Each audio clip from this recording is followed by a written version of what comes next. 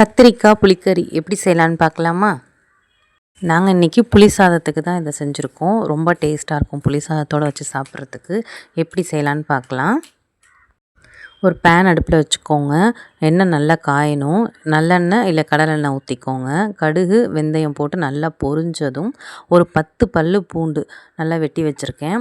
அதை பெரிய பெரிய பூண்டாக தான் இருந்துச்சு. ஒரு 10 பல் எடுத்துக்கோங்க. நல்லா வாசமாக இருக்கும். அதை நல்லா எண்ணெயில் போட்டு நல்லா வதக்கி விட்டுருங்க.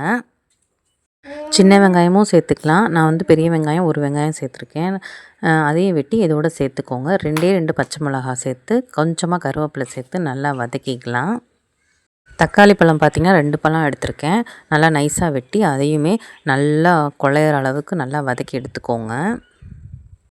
1/2 கிலோ கத்திரிக்காய் தான் செய்ய போகிறோம். இப்போ தேவையான அளவு மஞ்சத்தூள் பெருங்காயத்தூள் சேர்த்து நல்லா வதக்கிக்கோங்க. கத்திரிக்காவை நீங்கள் முட்டை முட்டையாகவும் வெட்டி வச்சுக்கலாம், இல்லை துண்டு துண்டாகவும் வெட்டியும் போட்டுக்கலாம். அதை உங்கள் விருப்பத்துக்கு ஏற்ற மாதிரி நீங்கள் சேர்த்துக்கோங்க. கத்திரிக்காவையும் இதில் சேர்த்துட்டு கத்திரிக்காய் நீங்கள் இந்த வெங்காயம் தக்காளியெலாம் வதக்குனதுக்கப்புறமா வெட்டிக்கோங்க. அப்போ தான் காரில் அடிக்காமல் இருக்கும். அதையும் சேர்த்து நல்லா கலந்து விட்டுறலாம்.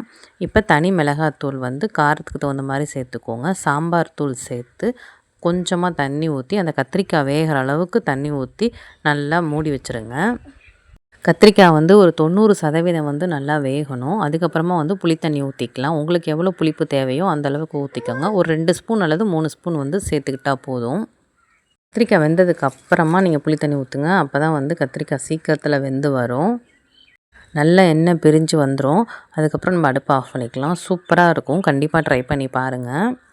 இதில் பார்த்திங்கன்னா பூண்டு பெருங்காயத்தூள் வெந்தயம் எல்லாம் சேர்த்துருக்கனால ரொம்ப வாசமாக இருக்கும். கண்டிப்பாக ட்ரை பண்ணி பாருங்கள். இந்த வீடியோ உங்களுக்கு பிடிச்சிருந்தால் லைக் பண்ணுங்கள், ஷேர் பண்ணுங்கள், கமெண்ட் பண்ணுங்கள். மறக்காமல் நம்ம சேனலுக்கு சப்ஸ்கிரைப் பண்ணுங்கள். தேங்க்யூ.